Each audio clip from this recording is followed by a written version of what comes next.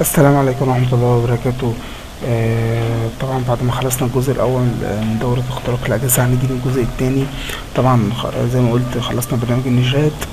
طبعا أنا على فكرة يعني خلصت الشرح الأولاني قفلته وعامل الشرح التاني يعني عشان ورا بعضه، بحيث بس عشان ايه اليوتيوب ما يتجنش علينا، عشان الشرح كان معدي دقيقة ساعة 1 و10 دقايق. طبعا دي الضحية اللي احنا قلنا جات لنا عن النشات. هنيجي دلوقتي كان في طبعا مشكلة في البورتات التانية ان الشاشة مفتوحة. فانا اول حاجة هعملها هنجربه ان هو نكنسل الاتصال، نعمل الاتصال يعني خروج.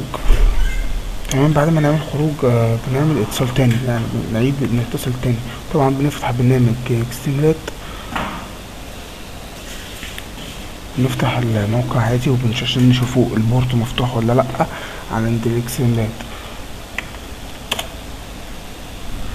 تمام، طبعا الاكستمرات مفتوح اصلا انا مش واخد بالي. شوفوا ال82 اتفتحت ولا لا. يا مسائل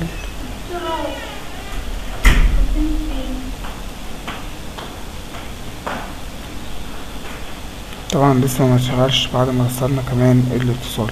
خلاص، يبقى عندنا حل دلوقتي ان احنا نراستر الجهاز. بس قبل ما نراستر عشان ساعات البتاع بيعلق، فنعمله تكست كده، وناخده اليوزر والباسورد في التكست دوت نسيبه، وبعدين بنراستر عادي جدا. وبعدين بعد ما نراستر نيجي نشوفه ايه النظام. اول ما راستر كده يكون طبعا تشفيرات، عملت تشفيرات الاكستمرات سبوينات والكلام ده كله، التشفيرات موجودة. وهنجيبه في الدروس اللي جايه ان شاء الله هنخشوا على التشفيرات والتلغيم اللي تبينات البرفكت وكشف النو اي بي والكلام ده. دلوقتي بس الشرح دوت الدرس التاني دوت هنشرح جميع برامج الرات، اكستمرات وفورسيت سبوينات داركومنت. النشرات خلصنا في الشرح الاولاني وحلينا جميع مشكلة التبليغ والكلام ده كله. طبعا مش عايز حد يكلمني فيه تاني، عشان برضك في ناس ما بتعرفش تجرب. لازم تجرب التبليغ عند حد متأكد اللي هو عنده نت فريم ورك 2 يكون ويندوز مثلا 7، وتجربوا عليه وميكونش عنده انتي فايروس مثلا عشان تشوفوا الدنيا فيها ايه. طبعا الاسترو كده عشان شكلها رهيب.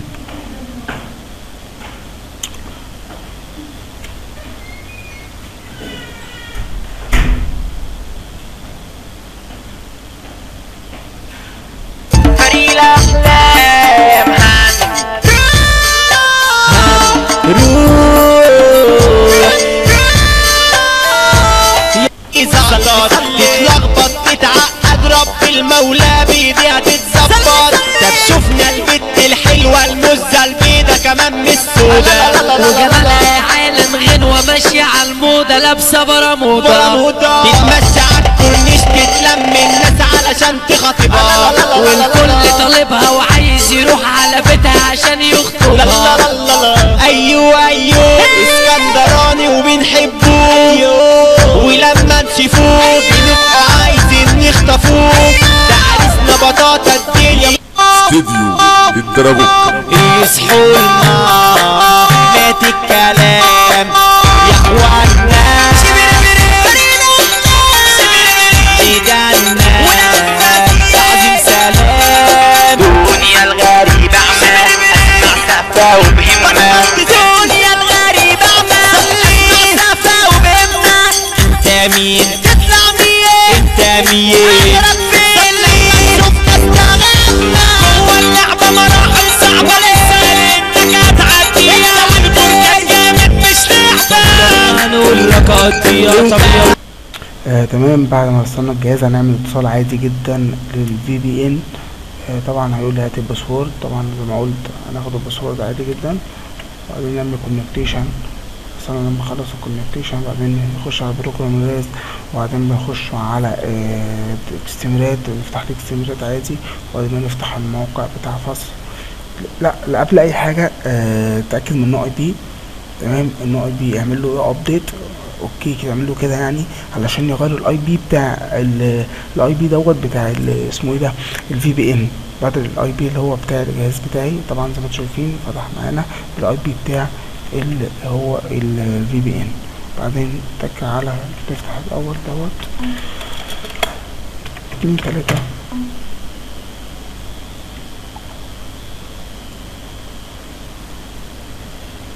فتح معانا بورت 82. تمام زي الفل. شير كود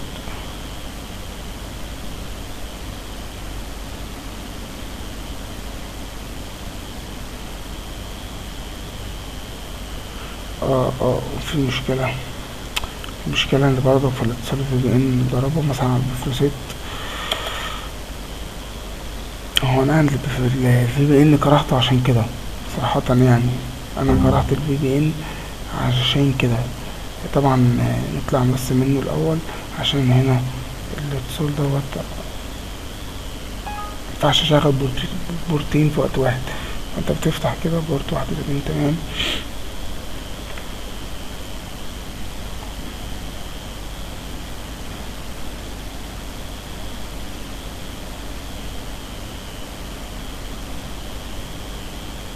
طبعا لسه ما فتحش. طيب نقفل تاني ونفتح تاني برضه، نكنسل الاتصال، قصدي نكنسل الاتصال كده.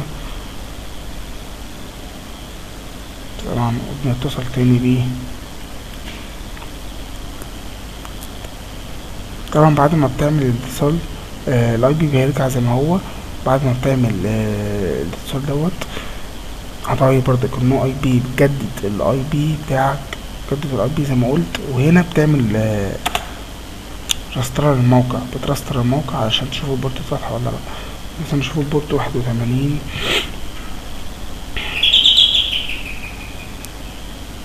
تمام فتح. تمام اتفتح. شفت انا لما رسترت الموقع، لازم نرستر الموقع عشان الاي بي الجديد يتغير. تمام بتخش برضك على بورت 82. تمام هنجرب التبليغ دلوقتي على جميع برامج الريت. زي ما انتم شايفين البورت 82 مفتوح. نخشوا على سباينت نشوفوا سباينت كده اخباره ايه. البورت بتاعه بس اخرس. تمام 82. لازم تكون فاتح البرنامج وتشوف. تمام دي اهم حاجة عندنا النهاردة.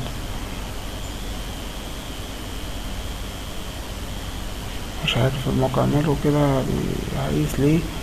المهم بعد ما عملنا كده تمام 82 مفتوح. كل البورتات مفتوحة دلوقتي. نشتغل براحتنا وبمزاج عالي جدا. اول حاجة هنعملها هنجرب التبليغ على تحية فين النشرات. نفتح طبعا النشرات. نشرات عليها تحية نجربوا عليها التبليغ.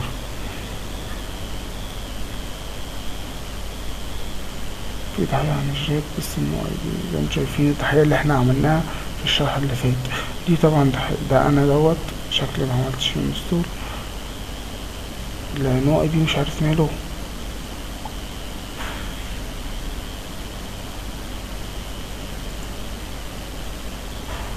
ده انا للاسف. ثواني بس نطلع مع اي بي خالص ونفتحه تاني.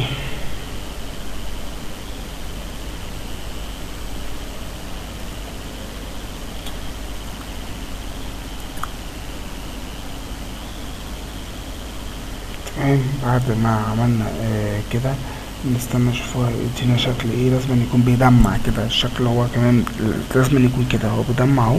خلاص كده اشتغل تمام. طبعا نقفله كده ونفتحه تاني. 1177. تمام تاني حاجة بقى هنعملها وهي عايزين نجرب التبليغ تاني. لا عايزين نعمل ريسيرفر لبرنامج فرصة اكستيميليت. هنعمل اكستيميليت طبعا بخلي اللغة انجليزية. وبعدين بتكتب الريسيرفر، بتكتب هنا اسم البروفايل مثلا اي حاجة زي ما انت عايز بتخش عليها. طبعا بتكتب هنا تكتب اديت كده، وبتكتب هنا 2 بورت 82، وبتكتب هنا الهوست بتاعك اللي هو النو اي بي دوت. تكتب النو اي بي دوت. طبعا النو اي بي بتاعنا اي جي هاكرز دوت نو شرطة اي بي دوت تمام. يجي هاكرز وبعدين اوكي، وبعدين طبعا بتمسح اللي هو التبليغ دوت، وبعدين بتتك على تاني واحدة، وبعدين ديت لو عايز السيرفر يختفي مثلا طبعا انت بقى تتعامل براحتك. طبعا الشروحات موجودة وبتشحن العملية في اي حتة انت عايزها. طبعا الشروحات موجودة قبل كده، مش محتاجة ان احنا نتكلم فيها تاني. في السيستم مثلا او الويندوز السيستم حلوة. زي ما شايفين هنا طبعا برامج الريد دي كلها عليها شروحات، في كل حاجة معروفة. تمام. تكتب هنا اسمك لو عايز، تكتب هنا اسم السيرفر العملية اللي شغالة. هنا الكلوجر اكتيف كلوجر شغال زي الفل. هنا لو عايز تضيف ملف، هنا لو عايز تصل رسالة للضحية. هنا الاخر خالص هنا بتبقى لو عايز تختار ايسو تك، هنا بتختار الايسو تك على دي، بتختار الايسو. بس احنا مش هنختار ايسو، بعدين تك صح، بعدين ديسكتوب، بعدين سيف سيرفر، بعدين ريس اوكي. تمام. السيرفر التاني نجرب التبليغ كده على نفسنا. طبعا مش هيوصل عشان تقريبا يعني مش هيوصل عشان النو اي بي انا عامله بنو اي بي مش من اللي هو 127 زي التاني. تمام. السيرفر يتحفظ فين؟ في الاكستيميلات. هتلخبط سوري،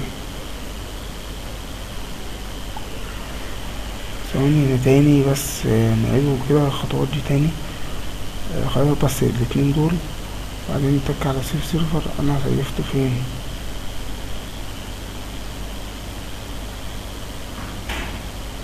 سيف هنا، بعدين سيف اوكي. بقى هو دوت بتاع مش طبعا وصل زي ما انتم شايفين. اي دي غريب جدا، هو دوت السيرفر وصل. طبعا التبليغ وصل زي ما انتم شايفين، ده انا يعني. هنجرب برضك تاني التبليغ على واحد تاني يعني، بس للاسف السيرفر مش متشفر زي ما انتم شايفين. الفيو مور علق يعني، مش عارف انقل الملفات، لازم انا راستر عشان انقل الملفات، فمش هينفع. فانا على الحل لو انا هخش على جوجل، خش على جوجل تك مركز الخليج. طبعا مش بيعمل، فهنتك بص كده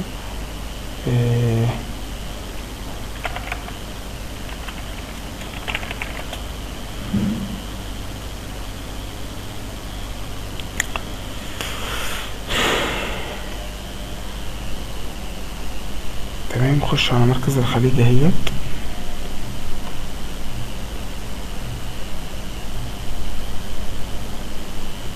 نرفع الملف زي ما قلنا باور فايل، وبعدين بتختار السيرفر، بعدين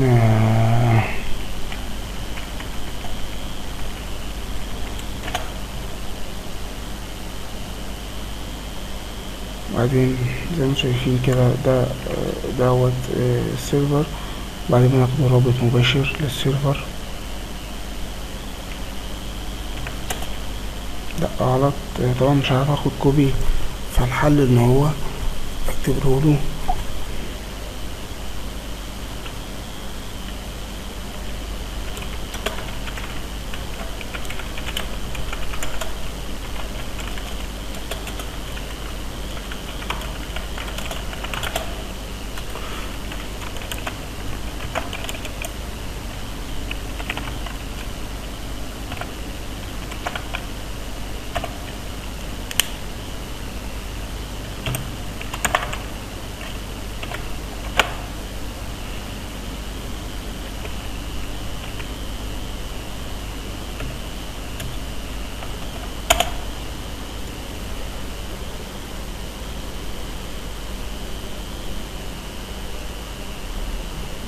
فتح معانا اهوت كتبته صح.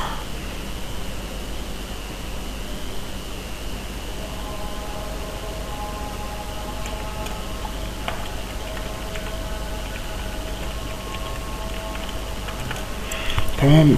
كتب عندنا السيرفر، بس تقريبا هو في الحالات اللي مش متشفرة فاكيد يعني احتمال بسيط جدا اللي هو يوصل. يعني السيرفر مش متشفر، هيوصل ليه يعني؟ مش متشفر، ممكن الفاير وول لوحده يمسكه. فانا هقوله برضك الفاير وول تمام. طبعا مستنيين هو لما يجرب.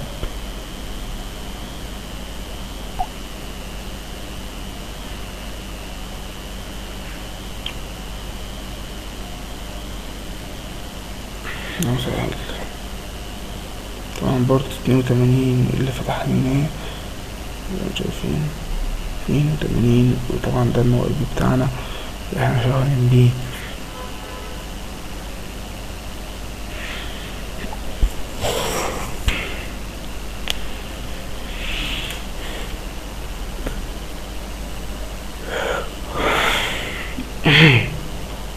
يجي دلوقتي السباينت، لان سيرفر السباينت نجرب التبليغ الداخلي. طبعا السباينت تكتب هنا النو اي بي بتاعك اللي هو يجي هاكر ستيم دوت نو اي بي دوت اورج ديت، تكتبها، بتكتب هنا مثلا اي حاجه كده، بتكتب هنا مثلا سي ار بوت، تختار هنا اي حاجه كده، اختار كده هنا اي حاجه، وبعدين اديت فايلز دي بتتعلم عليها، بس الاحسن ما تتعلمش عليها هنا كده. اكتيف كلوجر عشان الباسورد، هاديت فايلز، ديليت اون ستارت، دي براحتك حاجه تانية زي ما انت عايز. هنا الايرور والحاجات ديت، هنا طبعا بتكتب الحاجات اللي انت عايزها. انا مش عايزك تخاف، انا قلت مش عايز تحفظ في نسخ عربيه للحاجات دي. انت يعني اكيد بتفهم انجليزي، في جوجل الترجمه. انا عن نفسي شغال بجوجل الترجمه، انا عن نفسي زيرو في الانجليزي بمعنى صح، يعني الناس اللي ما تعرفوش انا زيرو انجليزي. تمام. بعدين تكريت سيرفر، بتشيل ايسو دوت، بعدين بتك على ديت، وبعدين طبعا بنلاقوا السيرفر ان هو نزل هنا اسباينيت دوت. هتلاقي السيرفر اسمه دوت، هو ده السيرفر بتاعنا. هو فتح السيرفر بس، ولكن الاكستنجات قلت هيحتاج ان انت تشفره، فانا هطلع منه وافتح تاني برضك كده، عشان ايه هو ساعات بيعلق، لازم اطلع واخش تاني كده. كل حاجة قلت وليها عيب، يعني كل حاجة وليها عيب، كل حاجة وليها عيب. انا كتبته غلط للأسف.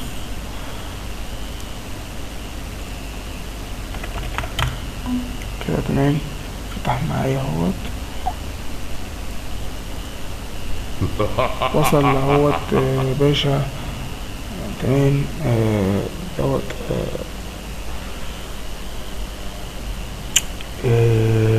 اقول له ما وصلش. طبعا ما وصلش علشان زي ما قلت ان بس التبليغ الخارجي شغال، انا متأكد ان هو شغال، مفيش حاجة. هو وصل، هو كده وصل يا معلم. وزي ما قلت وصل اهوت. طبعا اهوت دوت الاي بي بتاعه ده اهو، زي ما انتم شايفين بيكلمني.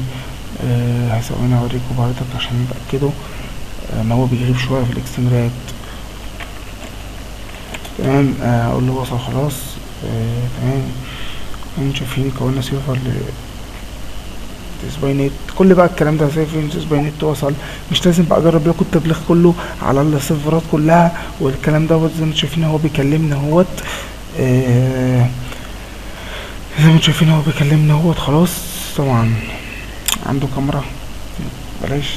المهم زي ما انتم شايفين هو بيكلمني. طبعا سباينت وصل التبليغ عادي جدا وكله تمام. مش لازم بقى ابعته السيرفر تاني على اكستنجات. انت بس كل اللي انت بتعمله تعمل كل حاجه زيي، وعايز تضيف حاجه زي ما انت عايز. لازم تشغل مخك، ما تخافش من حاجه، تفهم ما تحفظ.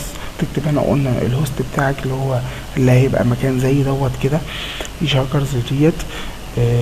تمام. ده كان كده شرحنا يعتبر كل برامج الراد. ناقصنا طبعا البفورسيت، طبعا خلاص احنا خلاص مش عايزينه. طبعا تعالوا نجربوا البفورسيت عليه بردك بالمرة. نفتح البفورسيت فين؟ فريست اهوت. طبعا لازم محتاجين سيرفر خام. سيرفر خام ده هحطلكوا بردك، لازم يكون عندك سيرفر خام دوت. طبعا بتفتح برنامج البفورسيت، بتكون سيرفر عادي جدا. افتح بعدين بيلود، بعدين تكتب هنا الهوست بتاعك، ديليت يجي.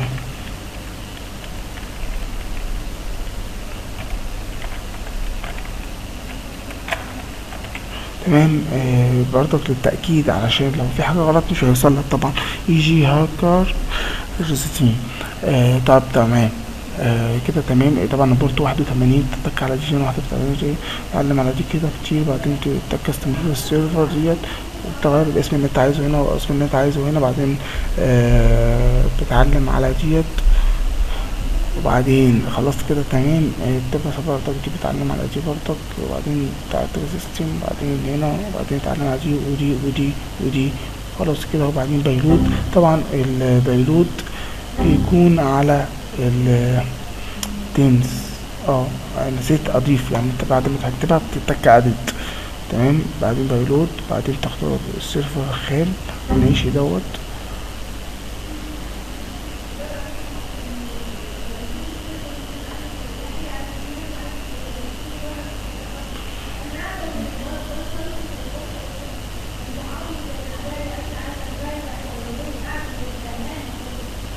طبعا بتغير ديت.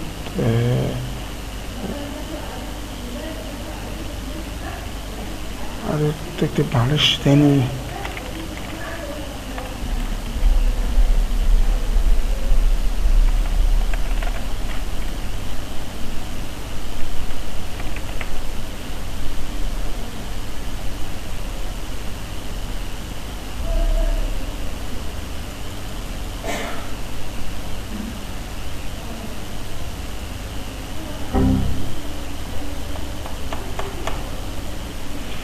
في مشكلة في السيرفر دوت.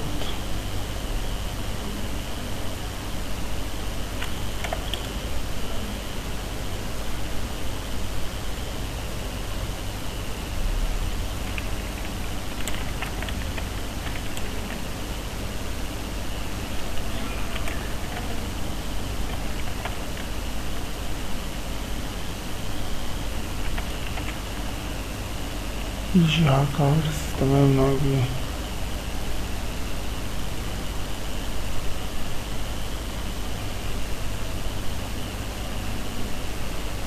مش فاهم ايه المشكلة دلوقتي. طبعا المشكلة أول مرة تقف معايا صراحة.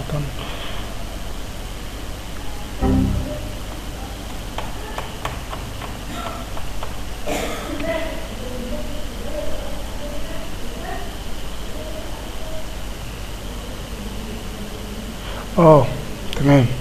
فهمت انا كده. طبعا ماشي عشان اسم السيرفر عربي. تمام. شفت تبقى حاجة بسيطة جدا وتبقى خلتنا نعمل كذا كام مرة.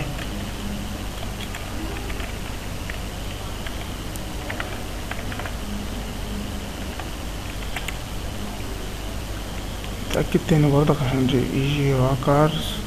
تمام. بعدين بنعلم على جي زي ما قلت، وبعدين جي، وبعدين جي، وبعدين جي، وبعدين تكتب اللي انت عايزه وهنا اللي انت عايزه. تمام. دي ودي ودي ودي ودي. بعدين بايلود ديسكتوب ماشي. بعدين تمام كده. طيب عشان الاسم كان عربي طبعا زي ما انتوا فاهمين ان هو ما بيشتغلش على العربي. الويندوز مش بيدعم العربية لسه ما عملتوش، فعلشان كده ما كانش راضي عشان كان مكتوب سيرفر غير بالعربي. طبعا بتتك على سند فايل اند ديت عشان اشغل عنده السيرفر بفلوسيت سيرفر. نختاره طبعا لا. احنا سيبنا ناشي. طبعا هو اشتغل عليه السيرفر بتاع الاكسميرات برضه. لا احنا هنشغل عليه بتاع ناشي. فين هو؟ فين هو دوت. تمام. شوفوا ايه اللي هيعمله ان شاء الله ربنا يسهل. طبعا زي ما تم اعدام الملف اللي هو بتاع السيرفر ده. لا احنا دلوقتي عايزين بتاع البفروسيت. طبعا بفروسيت برنامج جميل جدا.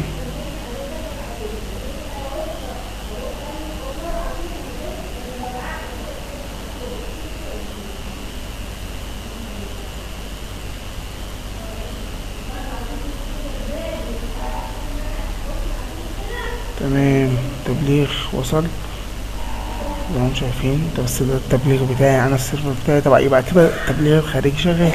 بعد ما بيوصل بتعمل له ابديت ديت عشان كل الخصائص تشتغل. هنا خصائص الاكستيميلات تحط لكم نسخة عربية عشان تبقوا عارفين.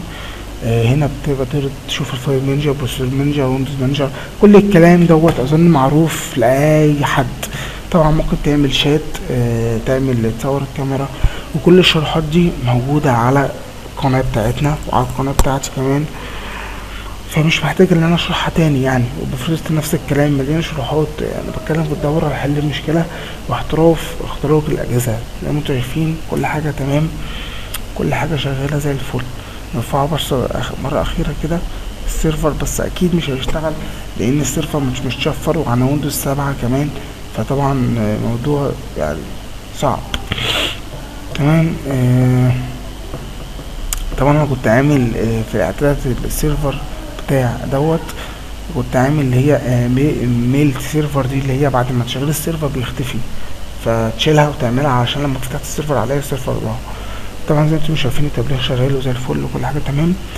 مش فاضل دلوقتي كده، خلصنا كل برامج الريت، ناقص برنامج واحد وهو برنامج دار كومنت. خلصوه بسرعه بالمره. نفتح دار كومنت. طبعا دار كومنت نفس النظام، مش لازم بقى اجرب التبليغ خارجي والكلام دوت يعني، مش لازم نعيده تاني. طبعا الخصائص معروفه، هتلاقي شروحات ياما، وانا عامل شرح للبرنامج دوت ليه لوحده وفي كل حاجه. طبعا الشروحات كلها اللي انا اتكلمت عنها هحط لكم الرابط بتاعتها تحت الفيديو. يبقى كده احنا من اول ما بدأنا الدورة في الدرس الاول خلصنا كل حاجة الحمد لله، وخلصنا كل برامج الرات. المرة الجاية ان شاء الله في الدرس الثالث هنخش على تشفير شوية، هنشفر استمداد كومنت كل الحاجات ان شاء الله. بتفتح كده عادي، تك على تاني واحدة. طبعا قبل اي حاجة ثواني كده نشوف بورت ايه نظامه. 101.6.4 وانا فتحت بورت 1064، ده البورت اللي انا فتحته. انت بتفتح طبعا البورت اللي انت عايزه، بعدين تك على دي كده اوكي اللي احنا فتحناه في فايروول. بعدين دي بتغيرها عادي، بتكتب هنا اللي انت عايزه، بتكتب هنا اللي انت عايزه، تخش على نيت وورك، تكتب هنا النوع بي بتاعك، وتكتب هنا البورت اللي انت عملته. بتكتب هنا طبعا النوع اي بي اللي هو الهوست اللي هو دوت، مش هقولها تاني بقى.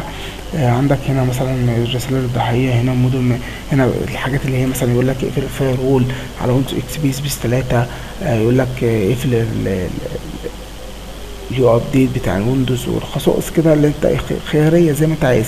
هنا الكلوجر متفعل، هنا دي سيبك منها، ودي اديت فايلز لو عايز تضيف حاجة. هنا برضك نفس الحوار، هنا لو عايز تعمل ايسو مثلا، ايسو ديت كده. بعدين هنا كده بتختار الصيغه بتاعت السيرفر اللي انت عايزها، بعدين بتتك بلود سيت اب، بعدين ديسكتوب بتختار السيرفر اسمه ايه، وبعدين كده وبعدين بنشغل السيرفر. طبعا التبليغ زي ما انتم شايفين وصل باشا. هنا خصائص بتتك مثلا عليها مرتين كل، طبعا زي ما انتم شايفين الخصائص اهيت. تقدر بقى ايه تدور زي ما انت عايز على الخصائص كده اهوت، تقدر بقى تعمل كل حاجه، تصور الشاشه، ويب كام، الكلام ده كله.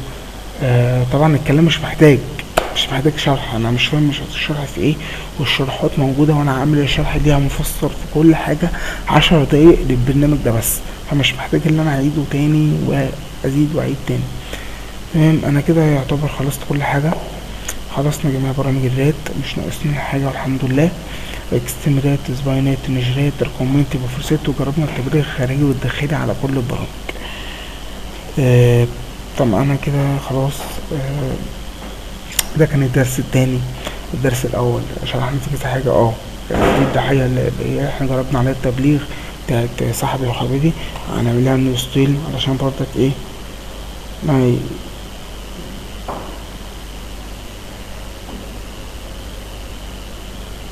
تمام. خلاص كده تمام كده، احنا خلاص خلصنا تمام. وانا عمل لنفسي تفتحها مرتين كده ونستول. طبعا كل اي مبتدئ يكون عارف الحاجات دي، تبقى مش محتاجه شرح، والشروحات موجوده عن مبتدئ كتير. تمام. مش فاضل حاجه والله العظيم ان انا اشكركم، واستنوا في الدرس التالت والمفاجآت الكتير في الدوره. بس مستني مقترحاتكم. طبعا انا هوقف كده النهارده، عملت شرحين دراستين. طبعا الشرح الجاي هركز شوية على التلغيم والتورنت. التلغيم والتورنت هنجرب، انا هتعلم التلغيم وازاي نرفع التورنت. تمام. وهنسطب ازاي نسطب التورنت، وازاي نرفع التورنت على موقع التورنت، وهنظبط الكلام مع بعضينا. واحنا قلنا خلاص ازاي نرفع السيرفر بتاعنا على موقع رفع المفعلات ملفات ونبعته للضحية، والضحية هتحمل ويجي لنا تبليغ ونبقى يا باشا مش فاضل حاجه نذكركم. والسلام عليكم ورحمه الله وبركاته. وما تنساش اللايك زائد سكريبت، وعلى فكره الكومنتات بتشجعني اكتر، فمستنيكم طبعا الكومنتات واللايكات. والسلام عليكم ورحمه الله وبركاته.